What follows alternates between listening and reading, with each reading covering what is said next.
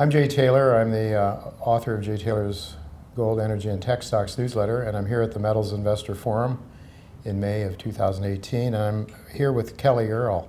She is the Vice President of Communications, and she's also a geologist. Thanks for joining me today, Kelly. Nice to see you, Jay. Now, you have a very exciting company, Skeena Resources, Yes. two household name projects, the Snip Mine and the SK Creek. I think SK is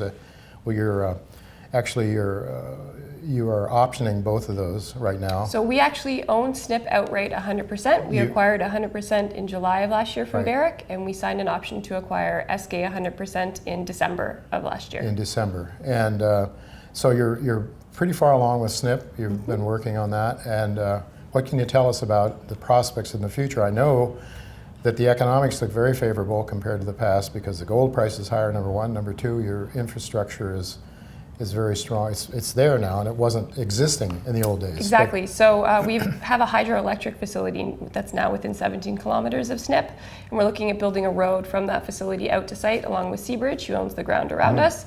So dramatically changes the cost structure to have 4 cent a kilowatt hour power, whereas in the 90s it was fly in, fly out, all diesel operated. So we're drilling right now from underground in the middle of 11,000 meters at Snip, just waiting on results. And then after that, we'll move on to a surface drill program at SK Creek later in the summer. Well, Snip is one of the really high-grade mine. If my memory serves me correctly, something like 27 grams per ton. 1.1 million ounces at 27.5 grams per ton. Incredible so grade. High grade.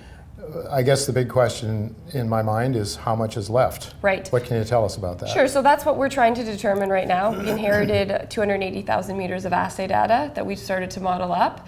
We've completed, between surface and underground so far, 15,800 meters. We're in the middle of an 11,000 meter drill program. So, once we have all that data together, we'll be able to answer that question a lot better. But I can tell you, we're looking at about a 5 gram per ton cutoff right now. So when the mine was in operation, it started at a 12 gram per ton cutoff, rose to 24 gram per ton cutoff. Incredible. Which is astounding. So we're looking at all the material that's left behind, and we think it'd be economic at around a 5 gram per ton cutoff. So where the size falls, it's a bit too early to tell. But I mean, Snip, when it was in production, it only produced 1.1 million ounces. Only ever produced 100,000 ounces a year, but it was such a high grade that it was one of the most profitable mines at its time, yes. So. Yeah, well, we'll certainly be looking forward to the new resource. That should be... Yeah, the Snip resource will probably be out to 2019, beginning of 2019. But you'll have drill numbers. We'll have lots of drill results out in the meantime. It's really the SK resource we're focusing on right now. We inherited 700,000 meters of assay data from Barrick. Oh, so you can... And in some places, it was drilled down to 10-meter centers. And we have the core, so it's easier to get into a measured and indicated resource. So we're modeling up the SK Creek data as we speak, and it's going to be a good tool for our drill program later in the summer to tell us where we should do more infill drilling to put that maiden resource out by the end of the year is our target. End of the year. Yes. Good. Yep. So you'll have drill results before the end of the year. We'll more for Snip and then for SK. But towards the end of the year for SK as well? Yes. Yep. Yeah, we'd like to take the team from Snip and probably move them over to SK. The projects are very close together, so it works out well in that regard.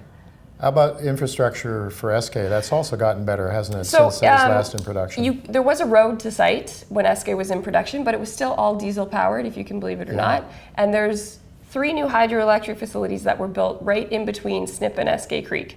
And so the closest one to SK is about only 7 kilometers down the road, and that's 4 to 6 cents per kilowatt hour power. So it dramatically changes the kind of cutoff grade that you could use to operate a mine. So in both cases, the SNP and SK, the capital expense to get back into production, I know it's too early definitively to say, but can you give us any sort of idea about that?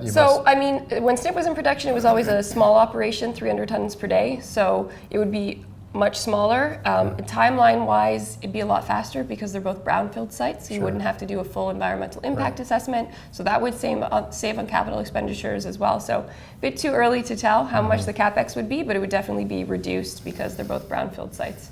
Well, and when you have the kind of grades, if the grades are similar to what was pulled before. So we think the grades will be a bit lower, obviously, on both. Well, They you're really using did a lower cutoff. exactly, and they cored out the very high grade material. So at SNP, we're probably looking at around a 10 to 12 gram per ton, which is still quite good. nice. And at SK, it's a bit too early to tell. We're Yeah. using a 3 gram per ton gold equivalent there for what we're modeling up right now. Two very exciting projects, and I know that Definitely. you have some other assets on the back burner. One is a silver property that you're selling, raise some cash to help reduce, minimize shareholder dilution. Exactly. So we have 2 other assets, GJ, which is a copper gold porphyry we released a PEA on, and then Porter, Idaho, which is a past producing silver asset. We just announced an LOI with a company called Strike Point, and that would be a cash and share transaction. We're looking to get that across the line. That would bring some funds in non-dilutively for us.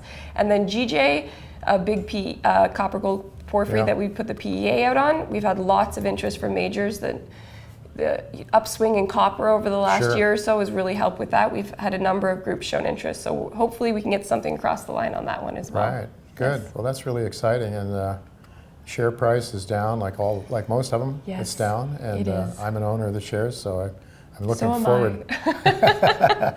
So we're both looking forward to some really good news. Some good results out this summer. Yeah, it's excellent. Anything else you think we should highlight? The only other thing I wanted to highlight was a question that someone else brought up earlier today about government support and such in BC, and I just wanted to announce that Skeena, along with Dolly Varden and GT Gold, have launched the BC Regional Mining Alliance, which is an alliance between government, First Nations, and industry in the Golden Triangle. So the BC Ministry of Energy, Mines and Petroleum Resources, along with the Tahltan and Nisga'a First Nations, and the 3 companies I mentioned, we've started an alliance to help promote the jurisdiction, because we know that it's a great place to work. There's a lot of infrastructure. There's support from government. There's support from First Nations.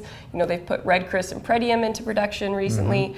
But we hear from the investment community that they don't always think that BC is the best place to go mining. So we wanted to change that, and I'm happy to announce that the BC Regional Mining Alliance has just launched, and we did our inaugural event in London about a month ago, and we really want to get out there and show that BC is a great place to mine. Well, it's a beautiful province, and I can't blame people for wanting to protect the beauty of the province at the same time.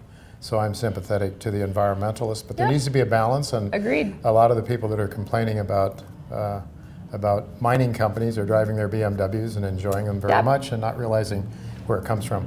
Well, I really look forward to you. A great story, Skeena, and I'm hoping that you'll put some money in my pocket this year. Yes, me too.